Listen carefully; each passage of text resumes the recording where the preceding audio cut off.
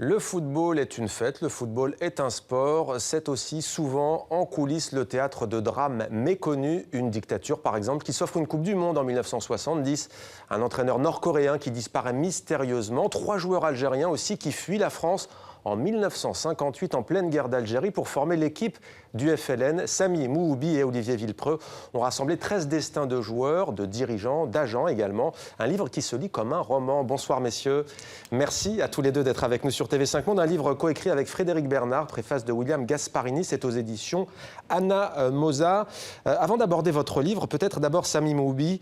L'Euro est entré dans les quarts de finale. On en parlait tout à l'heure avec Didier Roustan. Est-ce qu'il y a quelque chose comme ça dans cette compétition, aujourd'hui en 2016, et en marge, qui vous inspirerait et qui pourrait entrer dans ce genre de travail?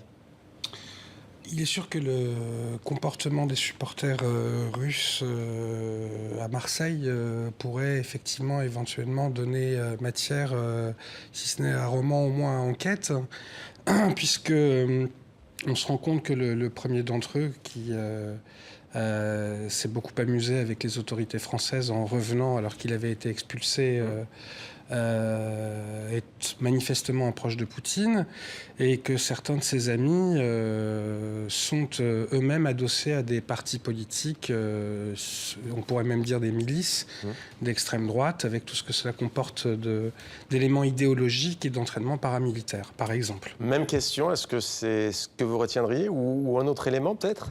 Alors un autre élément pour ma part, lié directement à l'actualité politique, c'est-à-dire au Brexit.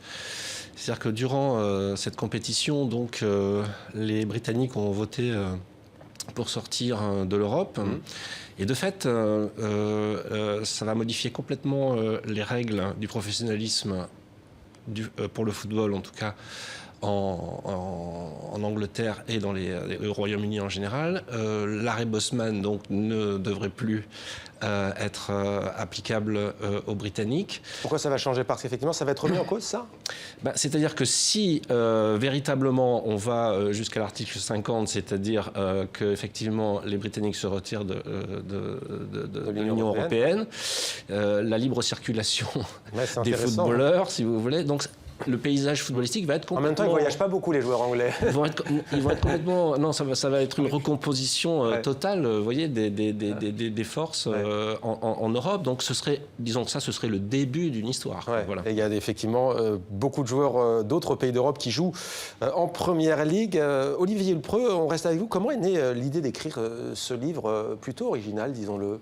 Alors c'est amusant parce que c'est l'absent qui a eu l'idée du livre. J'ai bien fait de le citer alors. Donc Frédéric Bernard qui n'a pas l'habitude d'écrire mais qui a beaucoup fréquenté le football via son métier parce qu'il est chiropracteur et qui un jour... ça ressemble à l'ostéopathie, c'est pas tout à fait ça. Oui, mais voilà, ça fait partie des soins auxquels on aura les footballeurs assez régulièrement. Et en fait, il disait pourquoi on contextualise pas en fait les excès de ce sport pour faire comprendre en fait que ce ne sont pas juste ces saillies dans l'actualité qui sont intéressantes, mais c'est ce qu'il y a derrière. Vous voyez ? Et donc, voilà, on a d'abord réfléchi à deux, on a invité Samy à nous rejoindre, et chacun avec, disons, sa sensibilité et aussi, j'allais dire, ses degrés de compétence selon les sujets. Elles sont vécues, on s'est distribué les sujets, et voilà. Alors, Samy Mouhoubi, cela n'a échappé à personne, on en a parlé hier. Messi a décidé de prendre sa retraite internationale, il n'a jamais gagné la Coupe du Monde. Ses aïeux l'ont gagné en 1978, il y a maintenant quasiment 38 ans. Pour autant, à l'époque, tout n'est pas si beau que ça. C'est un contexte extrêmement particulier. Après, pour ce qui est de Messi lui-même, on va dire qu'il rentrera comme ça peut-être encore plus dans la légende en étant le footballeur accompli qu'il est avec les statistiques extraordinaires en club. Mais pour autant, voilà, le football, c'est pas qu'une dimension de club, il y a aussi la dimension nationale. Et c'est là où on voit certains joueurs d'ailleurs qui ont du mal à s'exprimer. Je pense à son grand adversaire qui est Cristiano Ronaldo, qui a du mal à éclore avec sa propre sélection. Mais sur cette Coupe du Monde, Samy Mouhoubi, de 1978, en quoi est-ce une histoire sombre et plutôt méconnue? Parce que ceux qui aiment le foot le savent, mais tout le monde ne sait pas que, pas loin du stade où se jouait la finale, on torturait à cette époque. Oui, effectivement, enfin, c'est un contexte plus qu'effroyable, avec une dictature qui est bien assise et qui en profite pour réprimer tous azimuts. Mais là, si je puis me permettre, c'est davantage Olivier Villepreux qui Mais peut justement, vous en je disais, parler. s'offre une Coupe du Monde, c'est bien entendu imagé. On ne dit pas que la dictature argentine a payé pour gagner cette Coupe du Monde, mais en quoi est-ce qu'on pourrait dire qu'elle se l'est vraiment offerte? Elle a récupéré l'événement sportif? En fait, elle l'a organisé à tous les niveaux. C'est-à-dire que, d'abord, à l'époque, parmi les dictatures sud-américaines, il y a aussi le Brésil, dont le représentant, João Havelange, est le président de l'UEFA, excusez-moi, de la FIFA à l'époque, et qu'il y a quand même une volonté de propagande internationale. C'est-à-dire de dire, voyez, on est capable d'organiser une fête. Ce n'est pas, ça répond tout à fait au livre d'ailleurs, c'est-à-dire on est capable d'organiser une fête. Vous voyez, on vit normalement, on va vous montrer la liesse. Et le foot, c'est l'excellence de la fête, donc on est un pays normal, entre guillemets. Oui, sauf que derrière le rideau, c'est pas ça du tout. Sauf que l'idée, évidemment, dès le départ, est que l'Argentine remporte cette Coupe du Monde, évidemment, et conforte le pouvoir et la dictature de Videla. Alors, c'est à grand renfort d'argent, parce que quand même, l'Argentine va devoir aussi masquer toutes les imperfections de son régime. On voit d'ailleurs le dictateur Videla à l'image, avec des joueurs argentins et le trophée. Oui.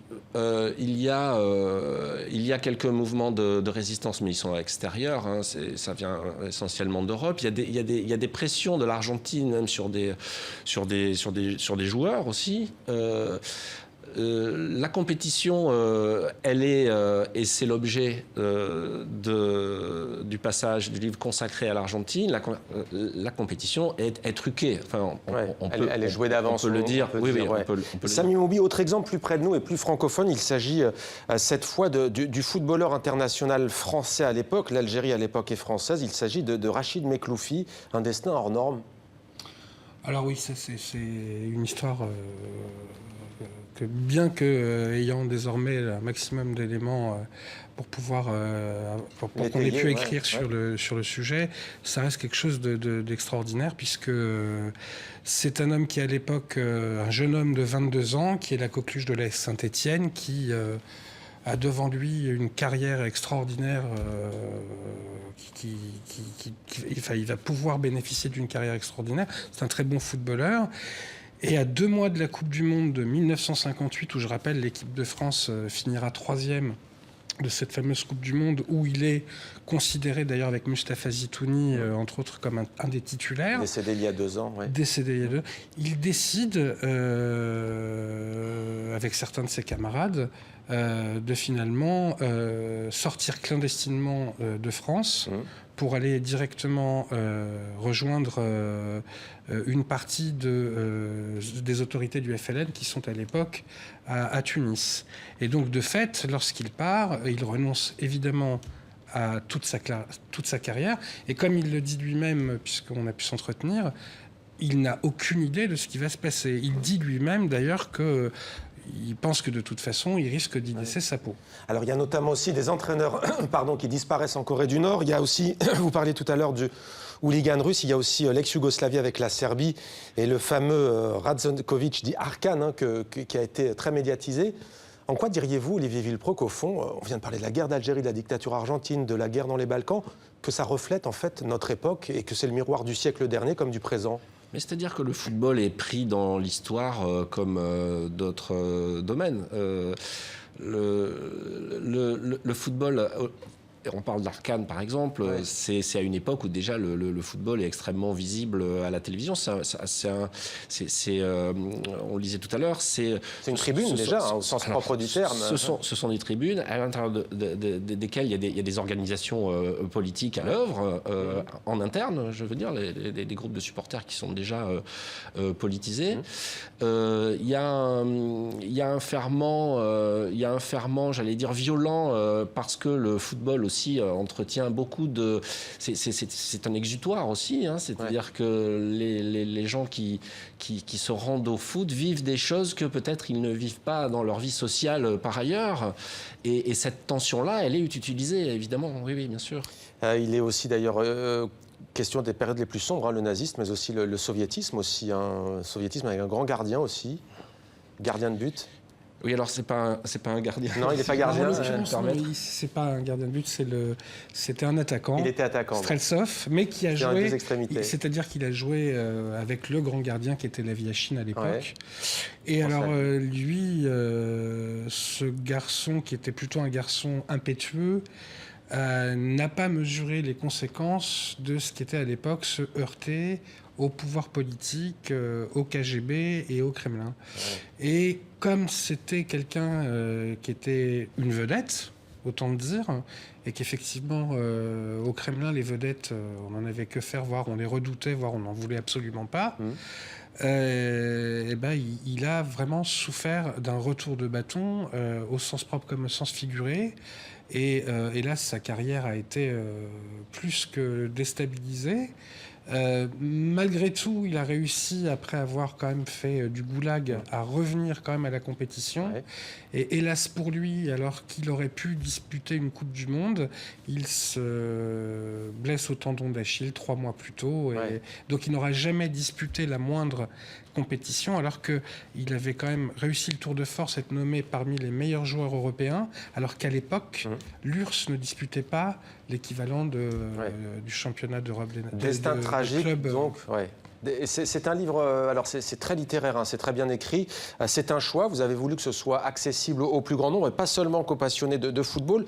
Peut-être plus près de nous et de l'actualité, vous parlez aussi, Olivier Villepreux, de la pression sur ces joueurs, souvent jeunes, avec ces salaires stratosphériques. Alors, on a parlé tout à l'heure du hooliganisme, de l'alcool, il y a aussi la question de pouvoir, de réussite à tout prix. C'est vrai que quand on parle du football en ce moment en France, c'est par exemple le sextape dans les médias, c'est par exemple le racisme aussi avec l'affaire Benzema. Pour autant, on a envie de vous dire qu'on a connu George Best, qu'on a connu Eric Cantona, Paul Gascoigne, Roy Keane, irlandais. C'est plutôt aseptisé en ce moment, non ? Aseptisé, je dirais pas ça. C'est-à-dire que c'est un milieu qui se protège beaucoup. C'est-à-dire c'est presque pire que la politique en termes de communication. Les enjeux sont tels que les barrières pour éviter justement que ça se sache. Que les choses sortent, pour ainsi dire, sont très très épaisses. Mais quelle tournure ça a pris alors en fait ce rapport de la pression sur les footballeurs justement ?